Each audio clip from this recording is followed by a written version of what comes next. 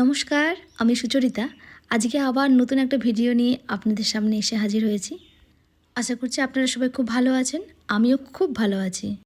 আজকে যেই দুটো ফুল আমি দেখাচ্ছি সেগুলো সাধারণত সবাই খুব কমই ব্যবহার করে থাকে। তো আপনারা পুরো ভিডিওটা দেখুন, আর যদি ভালো লাগে তাহলে অবশ্যই লাইক শেয়ার করবেন। ভিডিওর শুরুতেই আমি আজকে নোজেলটা খুব ভালো করে দেখিয়ে দিয়েছি যাতে সবার খুব বুঝতে সুবিধা হয়। আর পাপড়িগুলো করার সময় প্রথমে হাতটাকে একটু ভেতরের দিকে টার্ন করি, কারণ যাতে মনে হবে একটা ফুল খুলে যাবে ঠিক তার আগের মুহূর্তে যে পাপড়িগুলো বন্ধ অবস্থায় থাকে সেই লুকসটা আনার জন্য।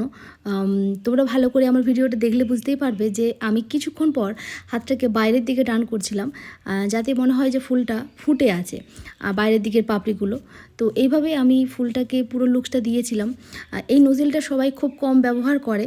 আমার মনে হয় এই নোজেলটা সত্যি খুব ভালো একটা ক্রিমের ফ্লাওয়ার তৈরি করার জন্য।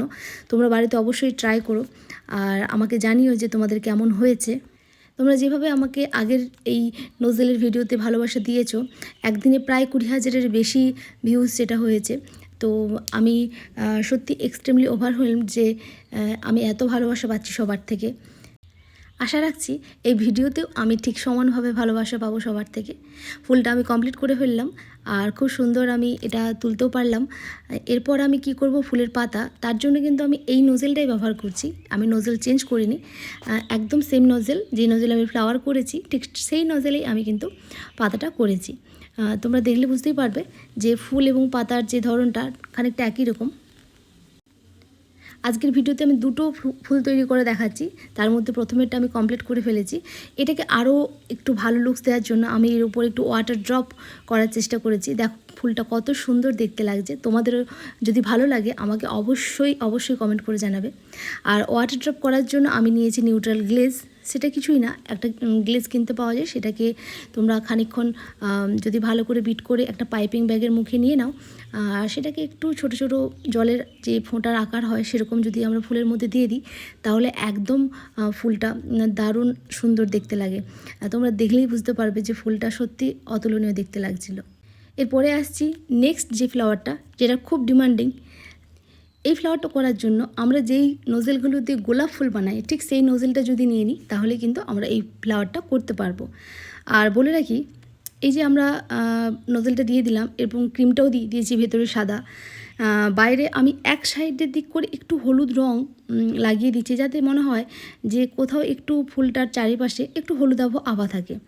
আর এই ফুলটা করতে গেলে অবশ্যই আমাদের টার্ন টেবিলের প্রয়োজন। আর টার্ন টেবিল না হলে আমরা এটা ঘুরিয়ে করতে পারবো না। দেখো আমি খুব স্লো মোশনে তোমাদের প্রথমের ভিডিওটা করে দেখাচ্ছি। প্রথমের যে ফুলটা জাস্ট বাঁ হাতে টার্ন টেবিলটা ঘোরাচ্ছি আর ডান হাতে ক্রিমটাকে আমি ছাড়ছিলাম। কি সুন্দর ফুলটা হয়ে গেছে।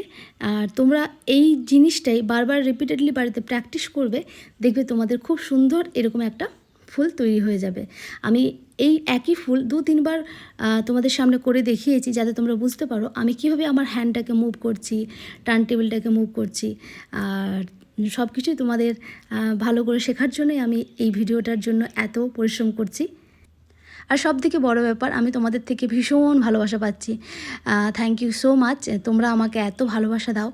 আর মাত্র 3 মিনিটের মধ্যেই আমি আমার এই দুটো যে ফুল করে দেখালাম, আশা করছি তোমাদের খুব ভালো লাগবে।